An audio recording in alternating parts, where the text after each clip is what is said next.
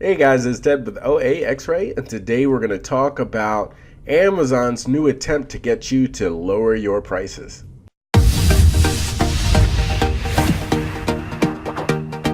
So today I was online and I happened to see that Amazon is adding a new feature to their Repricer. So Amazon's always been working on a Repricer. It's never been up to par with a lot of the third-party repricers. They just don't have enough features to make most people feel that it's working well enough for them. Normally it just compares to the buy box. There's a few other small features to it, but never really complicated. But today is kind of a game changer in the fact that Amazon is now kind of admitting, and well, I guess they've always known, or we've always known, but they're kind of trying to compete more with other websites online as they get stiffer competition. And what they've done is they've added an option within the repricer within their own system to allow you to price against external stores.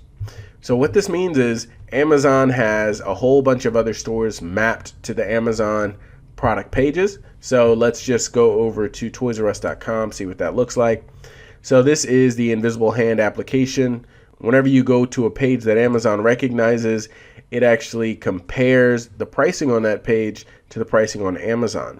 So I go to this Toys R Us page and it says, hey, don't buy it from Toys R Us, buy it from us at amazon.com. And on this item, we see that this is $10.99 here, and it's also $10.99 on Toys R Us. Now, I never thought that was a coincidence. I've always known that Amazon's tracking this data and, probably to their own prices that they have been price matching other websites. But from the looks of it, now they're trying to get third-party sellers to also match the prices on other websites. I would recommend anybody to probably turn this off, because what it's going to do is it means if this item is selling for $30 on Amazon and you may or may not have the buy box, but let's say there's no other sellers, you're now going to reprice down to $10.99 if you have this option enabled. And from what I can tell from all the examples they give here, Amazon's not going to raise your price based on other websites. They're only going to lower it based on other websites from what I can tell from their examples. So that means this is a mechanism for lowering all sellers' prices and keeping it more in line with a Toys R Us, a Walmart, a Target, and a lot of these other stores that work with the invisible hand application. So to me, it only brings prices down and it only shrinks your margin. And if you're buying something and there's only a 20 or 30% margin and the old price was $21.98 and all of a sudden external stores cut their price in half, all of a sudden you end up losing money on the product because of the price cut on other websites. So while I see this here and it looks like a cool feature, I think it's a tool to bring prices down.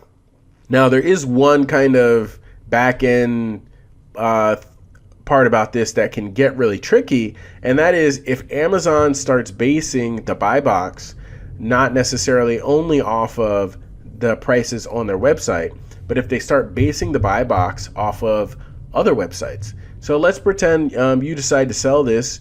The original MSRP of this item is probably $21.98. Toys R Us normally starts there, $21.98. So you're selling this at $21.98 and you're getting the buy box. And maybe you're the only seller, maybe you're not, but that doesn't matter. And external websites decide to cut their price in half like they did right here to $10.99. Normally, your MSRP is still $21.98. You would still get the buy box and you generally get most of the sales.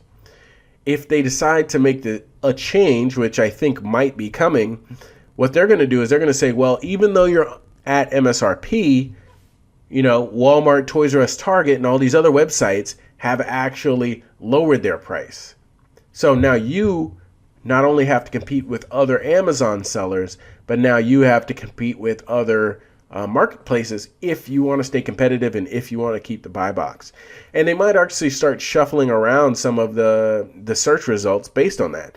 Because to Amazon, they might say, well, why am I going to show this item in a high search rank that's double what all the other websites go for when I can find this similar doll. Let's just say it's a different model, Lion Guard doll, but it's actually at MSRP. It's actually competitive with the other websites that are online. They would rather the customer be able to search other websites and find that Amazon's the very best deal than to search other websites and say, well, that deal's not too good because it's available here at half the price.